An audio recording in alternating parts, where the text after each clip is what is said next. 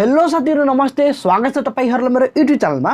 साथीहरु, साहस ऊर्जा लिमिटेडले पहिला स्थानीय बासिन्दाको लागि र साथीहरु त्यसपछि सर्वसाधारणमा आफ्नो आइपी निष्कासन गर्ने भएको छ।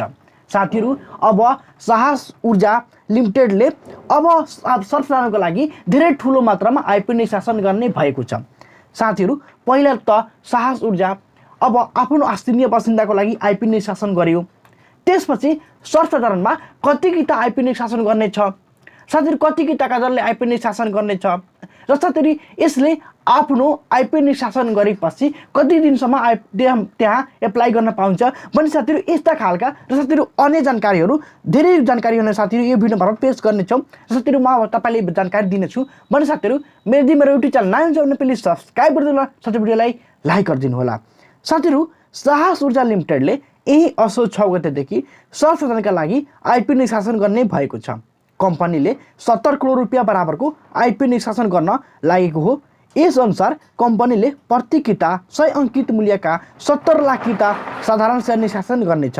निष्कासन गर्ने कुल शेयर मध्ये 3% 2,10,000 किता शेयर कर्मचारीको लागि र 5% अर्थात् 3,50,000 किता शेयर सामूहिक लगानी कोषका लागि छुट्याएको छ। सर्वसाधारणले बाँकी 64,40,000 किता लगानी आवेदन दिन सकिनेछन्। सो शेयरमा सर्वसाधारणले असोज 10 गतेसम्म आवेदन दिन सकिनेछ। सो अवधिमा पूर्ण आवेदन नपरेमा असोज 20 गतेसम्म आवेदन दिने मिति लम्बिनेछ। सो शेयरमा न्यूनतम 10 किताका लागि आवेदन दिनुपर्नेछ भने अधिकतममा 10,50,000 किता शेयर खरिदका लागि आवेदन दिनुपर्नेछ।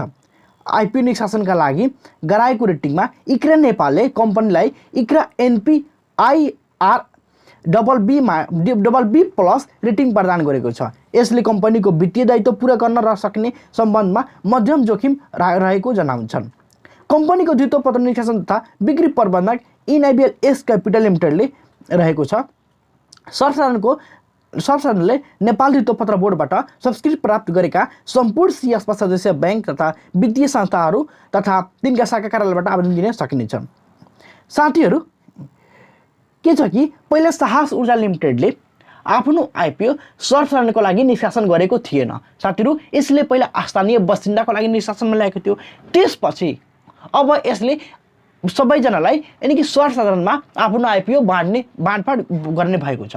यानी साथीहरु, तपाई अब सर्वसाधारण हुनुहुन्छ भने तपाईसित सीएसबा या मेरो शेयर वेबसाइट पनिबाट तपाई एप्लाई गर्न सक्नुहुन्छ या तपाई बैंकमा पनि त्यहाँ स्थानीय तोकेको ठाउँमा पनि जुन कि आवेदन दिन सक्नुहुन्छ। शाखा कार्यालयबाट पनि तपाई आवेदन दिन सक्नुहुन्छ। यसले सम्पूर्ण भन्ने हो भने 70 करोड बराबरको आइपी निष्कासन गर्दैछ, जुन कि 70 लाख किता हुनेछ। यसको पर आइपी रेट 100 हुनेछ। साथीहरु, त्यसपछि यसले 3% कर्मचारीहरूको लागि र 5% लगानी कोषमा छुट्याउनेछ। बाँकी सर्वसाधारणमा 64,40,000 किताको लागि आवेदन दिनले खुला राखेको छ। साथीहरु, तपाई आवेदन दिनुहुन्छ भने 64,40,000 मा भित्र पर्नुहुन्छ। सो शेयर भन्ने हो भने 6 गतेदेखि लिएर 10 गतेसम्म खुला राखेको छ। यदि आवेदन नपरेमा 20 गतेसम्म आवेदन दिन सकिनेछ।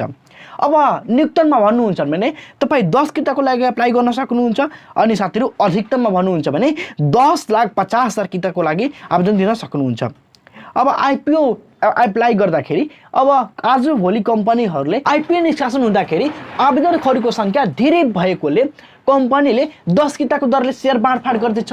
यदि 10 किताको दरले शेयर बाँडफाँड गर्दैछ भने अब तपाईसित 10 किता एप्लाई गर्ने क्षमता छ भने तपाई 10 किता एप्लाई गर्न सक्नुहुन्छ भने तपाई 10 किता पनि एप्लाई गर्न सक्नुहुन्छ।